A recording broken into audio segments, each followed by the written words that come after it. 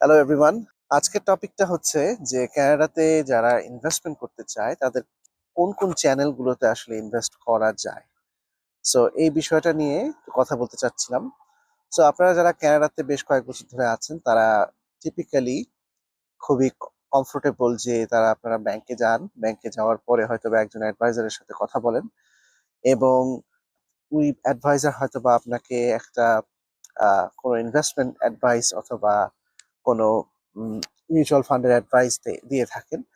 হয়তোবা অনেক সময় আপনার যদি কোনো সেভিংস থাকে সেগুলো হয়তোবা আপনাকে রেকমেন্ড করবে যে জিআইসি অথবা সেভিংস অ্যাকাউন্ট অথবা মিউচুয়াল ফান্ড এই ধরনের প্রোডাক্টগুলোতে আপনাকে হয়তোবা রেকমেন্ড করে থাকতে পারে। সো এই ধরনের অ্যাডভাইজারদেরকে সাধারণত আমরা বলি মিউচুয়াল ফান্ড অ্যাডভাইজার। প্রত্যেকটা ব্যাংকেই আপনি যখন যাবেন তখন এই ধরনের অ্যাডভাইজারগুলোকেই আপনারা বেশিরভাগ সময় দেখতে পারবেন। ব্যাংকে যখন আপনি যান তখন আপনার হয়তোবা অ্যাসেট বেইজের উপর ডিপেন্ড করে, ধরেন কারো যদি $40,000 ইনভেস্টমেন্ট থাকে অথবা কারো যদি $4 লাখ ইনভেস্টমেন্ট থাকে, সো অবভিয়াসলি যার $40,000 ইনভেস্টমেন্ট তাকে যে অ্যাডভাইজারটা দেওয়া হবে, $4 লাখ ক্লায়েন্টকে ওই একই অ্যাডভাইজার দেওয়া হবে না। টিপিক্যালি $4 লাখ যে অ্যাডভাইজারটা সাধারণত তাদের একটুখানি এক্সপিরিয়েন্স অ্যাডভাইজার হয় অনেকে। তারা সাধারণত কিছু ব্যাংকিং সার্টিফিকেশন কোর্স যেমন পার্সোনাল ফাইন্যান্সিয়াল প্ল্যানিং এই ধরনের কোর্সগুলো করা থাকে। এছাড়াও তাদের ব্যাংকিং যে এক্সপিরিয়েন্স 3 থেকে 5 বছরের মিনিমাম হয়। আর যেই ধরনের অ্যাডভাইজার গুলো আপনার ধরেন 30,000 40,000 ডলারের ক্লায়েন্টকে অ্যাডভাইস করছে, they are typically very new. Often time তাদের এক্সপিরিয়েন্স হয় 2 থেকে 3 বছর ম্যাক্সিমাম। কারণ 2 থেকে 3 বছর হওয়ার পরে সাধারণত তারা next goes to the next level. So এই ধরনের অ্যাডভাইজার কানাডাতে প্রচুর, এবং majority of the financial advisor যারা আছে কানাডাতে তারা এই ক্যাটাগরিতেই পড়ে, মিউচুয়াল ফান্ড অ্যাডভাইজার।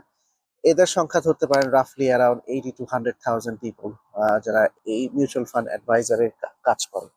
এই মিউচুয়াল ফান্ড অ্যাডভাইজাররা যারা, তারা সাধারণত স্যালারি বেসড হয়ে থাকে এবং তারা তাদের একটা অ্যানুয়াল টার্গেট থাকে যে এত টাকার মিউচুয়াল ফান্ড সেল করতে হবে।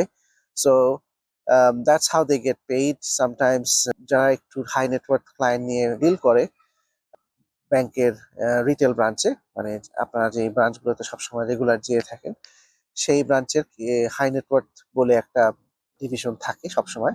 উম, এরা সাধারণত যারা 1 লাখের উপরে ইনভেস্টমেন্ট সেই ধরনের ক্লায়েন্টদেরকে ডিল করে থাকে। সো এই টাইপের অ্যাডভাইজাররা সাধারণত সবাই বেশিরভাগ ক্ষেত্রেই তারা হলো salary plus bonus. So salaried employee, এদের কোনো কমিশন স্ট্রাকচার কম এবং বোনাসটা ডিপেন্ড করে হলো কার কতটুকু সেলস। এবং এই ধরনের অ্যাডভাইজারদেরকে টিপিক্যালি আপনার মিউচুয়াল ফান্ড সেল করতে হয় এবং মিউচুয়াল ফান্ডের যে ফিটা অ্যারাউন্ড 2% যে ফি, এই ফি থেকেই ব্যাংকগুলো এদের স্যালারি দিয়ে থাকে এবং বোনাসের টাকা দিয়ে থাকে। সো নেক্সট চ্যানেল যেটা, সেই চ্যানেলে ইউজুয়ালি এটাকে বলে সেলফ ডিরেক্টেড। সেলফ ডিরেক্টেডটা হচ্ছে আপনার যারা যারা ইন্ডিভিজুয়াল স্টক কেনে, সম্পূর্ণ নিজস্ব অ্যাডভাইস, যেটা কোনো কারো কাছে কোনো অ্যাডভাইস নিচ্ছে না, they are taking the own investment decision. This type of ক্যানাডিয়ানদের জন্য হলো self direct investment. So self directed investment typically ধরেন ওয়েল সিম্পল ট্রেড অথবা কোয়েস্ট ট্রেড অথবা RBC direct investing, TD WebBroker, এই ধরনের প্ল্যাটফর্ম বা সিআইবিসি ইনভেস্টর্স এজ, এই ধরনের প্ল্যাটফর্মগুলো সাধারণত আপনার এই সেলফ ডিরেক্টেড প্ল্যাটফর্ম বলে থাকে। এবং এইখানে আপনি যখন ইনভেস্ট করবেন, nobody is going to give you any advice what to buy, what to sell, when to buy, when to sell. The simple reason for that is these type of platform are supposed to be self managed. মানে হচ্ছে যে এইখানে আপনি আপনার professional বা আপনার যে investment knowledge আছে সেটা আপনি ইমপ্লাই করছেন। Because of that you can do whatever you want as long as ওই প্ল্যাটফর্মটা আপনাকে অ্যালাউ করছে। সো সাধারণত আপনি এখানে স্টক, ইটিএফ, বন্ড, অপশনস, তারপরে ধরেন আপনি যদি গোল্ড কিনতে পারেন। বাট এই ধরনের প্ল্যাটফর্মগুলোতে আপনি ফ্রিলি ইনভেস্ট করতে পারেন আপনার পছন্দ মতো। কেউ আপনাকে কোনো বাধা দিবে না এবং আপনি লস খেলেও কাউকে কোনো ব্লেম করার সুযোগ নেই। সো এই প্ল্যাটফর্মগুলো সাধারণত, যেহেতু আপনি সব ডিসিশন নিচ্ছেন, এখানে আপনি জাস্ট শুধু একটা ফ্ল্যাট পেমেন্ট করবেন ওই ফাইন্যান্সিয়াল ইনস্টিটিউশনকে তার সার্ভিসের জন্য। সো ফর এক্সাম্পল ওয়েলসিম্পল ট্রেডে কোনো ফি নাই, বাট আপনি যদি ক্যানাডিয়ান হয়ে ইউএস এর কোনো সিকিউরিটিজ কিনতে যান তাহলে হয়তোবা আপনাকে কারেন্সি এক্সচেঞ্জ যেটা ফি ওইটা দিতে হবে ওয়েলসিম্পল ট্রেডে। কিছু কিছু ব্রোকার যেমন ব্যাংকগুলোর যে এই সেলফ ডিরেক্টেড প্ল্যাটফর্ম তারা সাধারণত 799 টু 999 এই ধরনের চার্জ করে পার ট্রেড। সো আপনার যদি স্মল অ্যাকাউন্ট হয় you are going to pay a lot of trading cost. Questrade যেমন আছে, কোয়েস্ট ট্রেডে যেমন আপনি ইটিএফ কিনতে গেলে হয়তো বা আপনাকে ফি দিতে হবে না, but when you are selling then you will pay $5 for per transaction. So এটা গেল হলো সেলফ ডিরেক্টেড চ্যানেল, যেটা হলো সেকেন্ড। সো এটা হলো আপনার একেবারে আদার স্পেকট্রাম, যেখানে আপনি পুরোটাই আপনি নিজে ম্যানেজ করছেন। থার্ড আরেকটা ক্যাটাগরি আছে যেটা হচ্ছে robo advisor. So robo advisor is kind of a hybrid of self directed এবং মিউচুয়াল ফান্ড যে অ্যাডভাইজার গুলো। সো রোবো অ্যাডভাইজারটা বেসিক্যালি আর কিছুই না, আপনি যখন একজন মিউচুয়াল ফান্ড অ্যাডভাইজারের সাথে কথা বলেন, they have a guideline. Mutual fund advisor গুলো সবারই একটা গাইডলাইন থাকে যে তারা প্রথমে কিছু আপনাকে রিস্ক কোয়েশ্চেন জিজ্ঞেস করবে যে আপনি কি স্টক উঠলে কিরকম রিয়াক্ট করবেন, এরকম একটা স্ট্যান্ডার্ড কোয়েশ্চেনের থাকে, গভর্নমেন্টের রেগুলেটেড একটা গাইডলাইন থাকে। সো মিউচুয়াল ফান্ড অ্যাডভাইজারটা আপনাকে ওই কোয়েশ্চেনগুলো করবে এবং ওই সব কোয়েশ্চেনের বেসিসেই আপনাকে আসলে রেকমেন্ড করবে যে আপনি কি হাই রিস্ক ইনভেস্টর নাকি ব্যালেন্সড ইনভেস্টর না কনজারভেটিভ ইনভেস্টর। সো এই প্রসেসটাই রোবো অ্যাডভাইজার গুলো টেকনোলজিক্যালি ওরা অটোমেট করে ফেলেছে। সো মানেটা হচ্ছে যে আপনি রোবো অ্যাডভাইজারের প্ল্যাটফর্মে যাবেন। ফর এক্সাম্পল ওয়েলথ সিম্পলের রোবো অ্যাডভাইজার আছে, কোয়েস্ট ওয়েলথ যেটা কোয়েস্ট ট্রেডের একটা পার্ট, কোয়েস্ট ওয়েলথ, তারপর আরবিসির ইনভেস্ট ইজ, প্রত্যেকটা ব্যাংকেরই একটা এখন রোবো প্ল্যাটফর্ম ওরা নিয়ে আসছে। সো বেসিক্যালি আপনি এই প্ল্যাটফর্মগুলোতে যাবেন, they are going to ask you some standardised question, এবং ওই কোয়েশ্চেনগুলোর আপনি যখন রেসপন্ড করবেন then they will recommend you standardise portfolio. So আপনি যদি খুব এগ্রেসিভলি রেসপন্স করেন, যে আপনি ধরেন যে কোশ্চেনগুলো করছে সেই কোশ্চেনগুলো আপনি বলছেন যে you are risk taker, then at the end of the questionnaire ওরা আপনাকে হয়তো বা একটা হাই গ্রোথ বা বেশি যেই পোর্টফোলিওতে আপনার স্টকের পোর্শনটা বেশি, এই ধরনের আপনাকে একটা পোর্টফোলিও রেকমেন্ড করবে। সো অবভিয়াসলি রোবো অ্যাডভাইজারদের যদি আপনি করেন that means you have to be a little bit of tech savvy. যারা হিউম্যান টাচ ছাড়া কোনো কাজ করতে পারে না, robo advisor might not be a good idea for them. But for a lot of people who are younger folks এবং যাদের financial situation এত কমপ্লেক্স না, তাদের খুব একটা ট্যাক্স প্ল্যানিং এর দরকার নাই, তাদের জন্য রোবো প্ল্যাটফর্মটা হচ্ছে পারফেক্ট একটা সলিউশন। সো রোবো অ্যাডভাইজারদেরকে আপনি যখন ইউজ করবেন রোবো প্ল্যাটফর্মগুলোর, সাধারণত এখানে দুটা ফি থাকে। একটা হচ্ছে যে রোবো প্ল্যাটফর্মের একটা fee, so that can be anywhere from 0.5 to 0.6, and they on top of that ওদের একটা আপনার ইটিএফ এর যে একটা ফি থাকে সেই ফিটা আপনার দিতে হয়।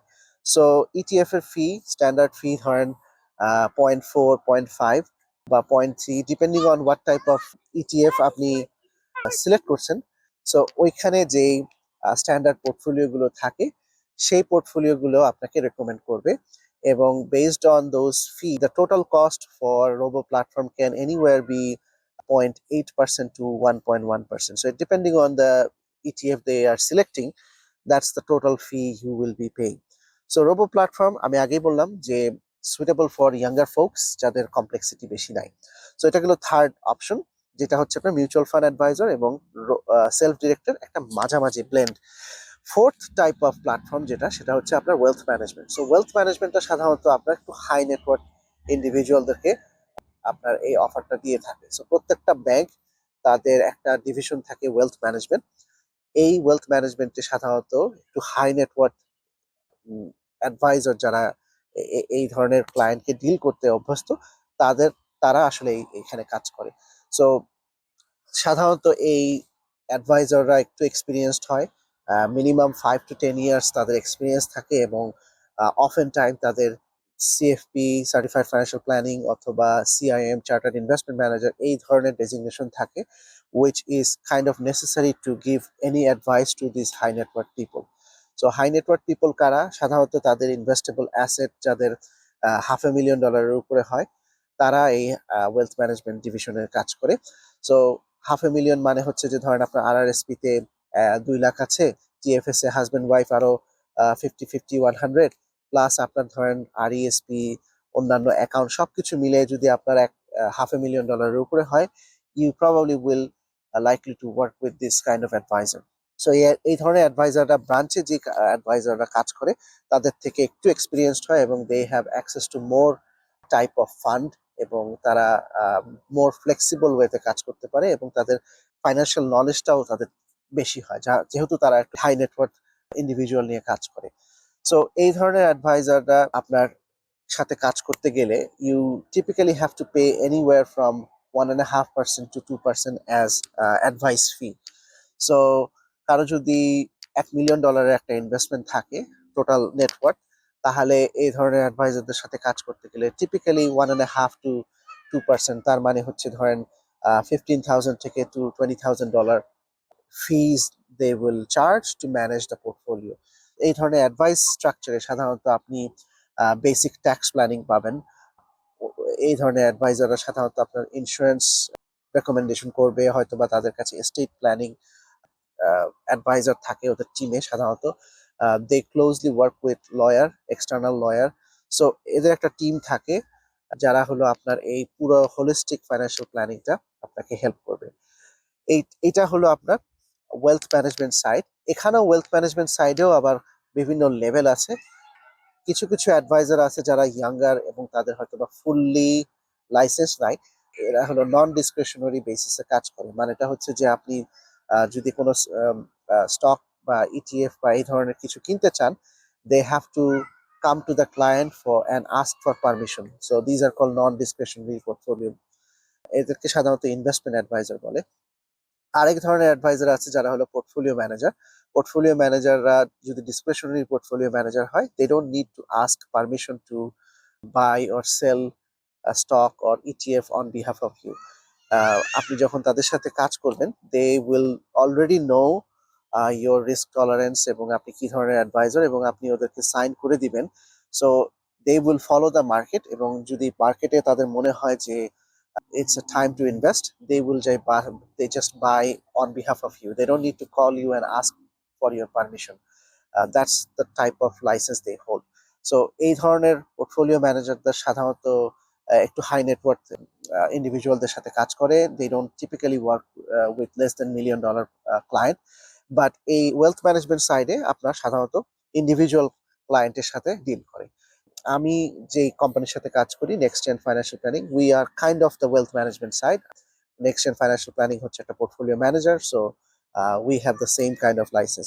এছাড়াও আপনি যদি ব্যাংক সাইডে যান, সো ব্যাংক সাইডে আপনি ধরেন আরবিসি ডোমিনিয়ন সিকিউরিটি আছে, অথবা আপনার টিডিতে আছে, TD Waterhouse, BMO Nesbitt Burns, Scotia McLeod, CIBC Wood Gundy. So প্রত্যেকটা ব্যাংকেরই একটা ওয়েলথ ডিভিশন থাকে।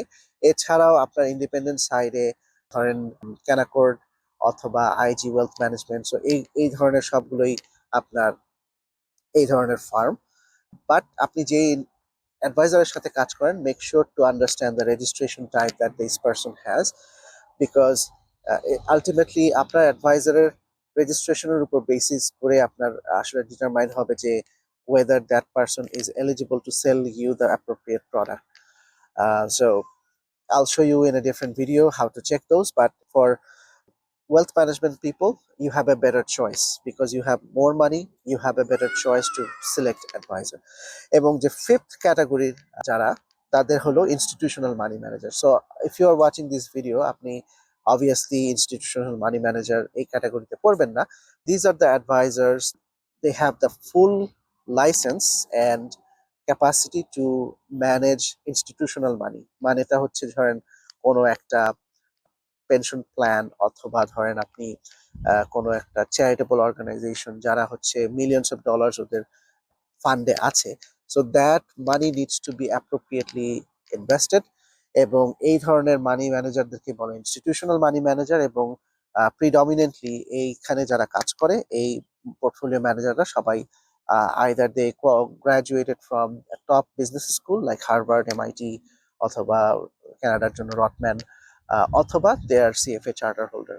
So CFA is the basic requirement to become institutional money manager, এবং ওরা আপনার অনেক লম্বা সময়ের জন্য আপনার ইনভেস্ট করবে। They typically will buy individual securities depending on the mandate of that fund. ধরেন আপনার যদি কোনো চ্যারিটেবল অর্গানাইজেশন আছে যারা হলো ধরেন তাদের একটা প্রত্যেক বছর অপারেটিং ইনকাম লাগে, ধরেন ওদের হয়তো বা $50 million একটা ফান্ড, but they need $1 million pay out for the operational expense for the charity. এই ধরনের ইনস্টিটিউশনাল মানি ম্যানেজাররা তাদের পোর্টফোলিওটা এমনভাবে ডিজাইন করবে যাতে ওই $1 million যে রিকোয়ারমেন্টটা তারা তার পূরণ করে।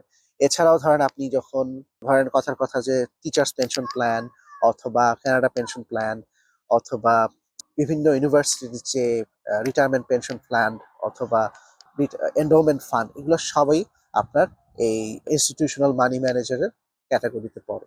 So that's a separate video for sometimes in the future, but এই ধরনের 5টা ক্যাটাগরিতে আপনার ইনভেস্টমেন্ট গুলো হয়ে থাকে।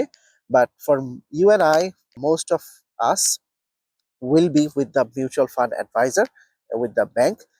ব্যাংকের অ্যাডভাইজারদের কিছু প্রবলেম আছে যেগুলো আমি পরবর্তীতে ভিডিওতে আলোচনা করব, এবং if you have any question, please let me know. I will try to address that in the future video. Thank you.